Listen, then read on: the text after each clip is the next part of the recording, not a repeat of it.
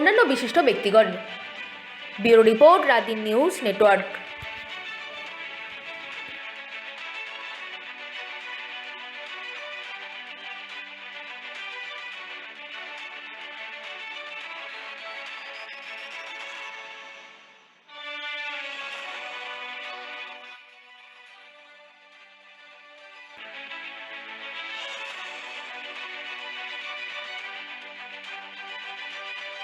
বোর্ডের chairman, Tripura olympic association এবং state গেমসের যিনি টুর্নামেন্ট ডাইরেক্টর, উনি প্রথমে সম্বোধন করবে রতন শাহ মহোদয়। আজকে এখানে উপস্থিত আছেন আমাদের ত্রিপুরা অলিম্পিক অ্যাসোসিয়েশনের ট্রেজারার তথা এই যে কমিটি হয়েছে, অর্গানাইজিং কমিটি, ফাইন্যান্স কমিটির চেয়ারম্যান রতন দাস মহোদয়। এই সাইডে আছেন যে আমাদের মিডিয়া কমিটি আছে, যেটা অ্যাডভাইজারি কমিটি, ওইটার জয়েন্ট কনভেনার সুপ্রভাত দেবনাথ। এদিকে আছেন আমাদের সিসি, যেটা অ্যাসিস্ট্যান্ট চিফ কোঅর্ডিনেটর অপু রায় মহোদয়, এবং চিফ কোঅর্ডিনেটর পাইমং স্যার মহোদয়।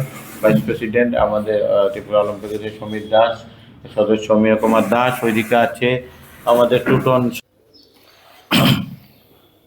আগামী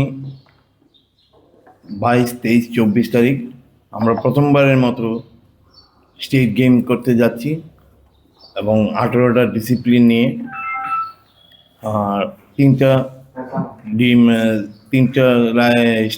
ডিস্ট্রিক্ট নিয়ে, একটা বেলুনিয়া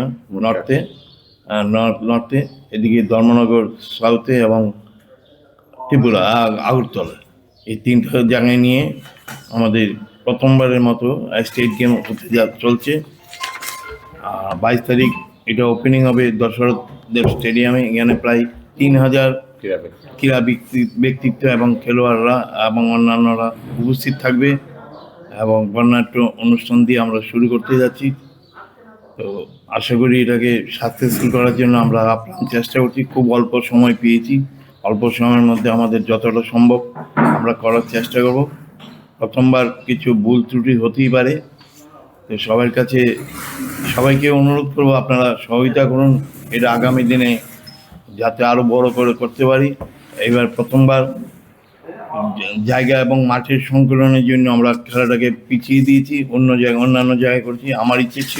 আমাদেরও ইচ্ছে ছিল, আমাদের কমিটির ইচ্ছে ছিল একই জায়গায় সব গেম করা, কিন্তু আমাদের থাকার জায়গার অভাবে, মানে এতগুলো প্রায় 3000 ছেলে মেয়েকে রাখা আমাদের পক্ষে আগরতলা শহরে খুবই কঠিন ব্যাপার ছিল, যার জন্য আমরা খেলাগুলোকে পিছিয়ে দিয়ে বিভিন্ন জায়গায় পাঠিয়ে দিয়েছি।